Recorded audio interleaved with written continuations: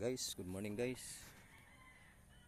Sa di pa ta mag sugod sa ako ang ipa kuan sa inyo, palihog lang ko og like og subscribe og pinduta lang sad ang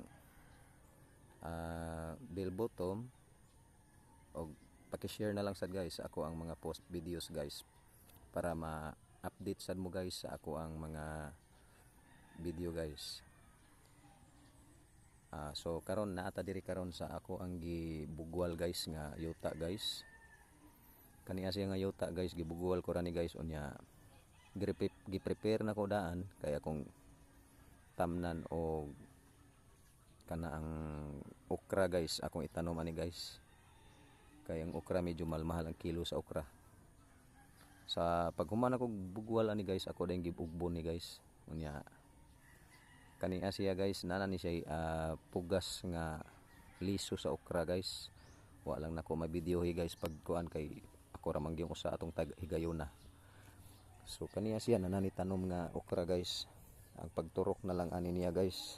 So karon wala naman tay uwan sa pagkakaron. Need ni siya nga ato aning bubuan matag buntag ug hapon kay para maka panggitib ang ato ang gipugas nga okra. Kani siya guys, mo ni siya nga akong gi-videohan guys. Kani mo ni ang akong mga pipino guys. Pipino sagol ra na siya nga tanom guys. Nalang ko gamay nga i-share kaninyo guys kaning pagtanom or sa bisang unsa nga klase nga mga tanom, klase sa utanon. Mas nindot gid guys nga sa before ka magtanom sa imong itanom guys, naagi kay compost or manure guys. Gamit kay tanan nga nagbuhi sa kog baka guys kay naasad magamit sa nako ang manure guys.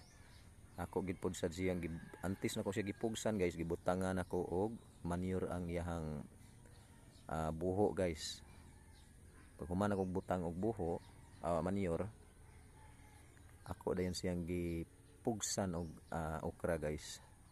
So mao ni guys, wa pa lang siya makapanggitib kay gahapon pa ko ni gipugsan guys, gahapon pa. So kaning nakita ninyo diri guys nga labong og sagbot, kung inyong tan-awon guys, di maklaro ang akong tanom kay tungod sa kalabong sa sagbot. Wa pa ni magunahin ako guys, karon na lang igdiop nako guys kay saon man duty man ko guys. Kamuting kahoy ni siya diri guys, kamuting kahoy. Kana diha guys inyong nakita guys kanang daghang sagbot na nanay tanom nga kamuting kahoy nang gitib na guys.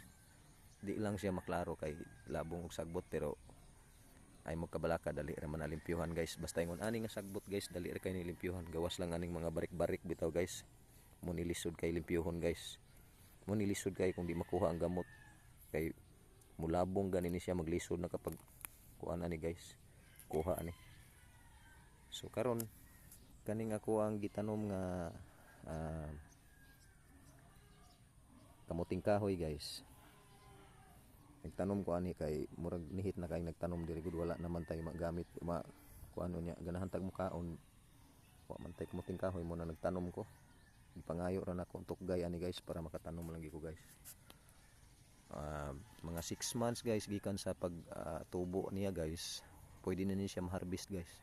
Pwede na ka makatanok aning ato ang kamuting kahoy. So ang tapad ani ang iyang kamuti gyapon guys. Gibugwal ra ginako ni tanan ngadto padung guys. Kaniya guys, ako gining dapat taas gid kag pungot guys kung magbugwal lang ka guys sa imong backyard guys. Kay di lalim magbugwal guys Pero okay raman, sulit raman sad kay labi na makita nimo imong mga tanom nga ning ayo ra sad. Kani with compost gyapon ni guys Nindot gyud kung magtanom ka nga naa kay compost guys. Ayaw gyud kung magtanom ka labi na og wa kay compost. Dako ang posibilidad nga daot ang imuhang mga produkto guys. Hinuon naaman sa gyud mo ayo tungod sa abono, pero mas nindot gyud kung naa kay mga compost or bisag mga loam soil kung naamoy loam soil diha or coco-fit, naamoy coco-fit. Mao ni siya guys. 2 weeks pa ni siya guys no gikan sa akong gikan sa pagtanom namo guys. So bali 3 months ra ni siya ang kamuti guys, pwede na ka maka harvest ani guys. So i-update lang mo pohon guys kung pwede na ma-harvest guys, or sa paglabong ani niya guys nga mo katay na gini siya, ma-update ra ta mo guys. Mo na nga diri lang sa taman guys, palihog lang ko guys og like, share og pindutal lang pod ang subscribe guys, og ang notification bell guys, mo nga para updated mo sa akong mga video nga ipang post diri sa atong YouTube channel guys. Mo nga diri na lang taman, og daghang salamat guys.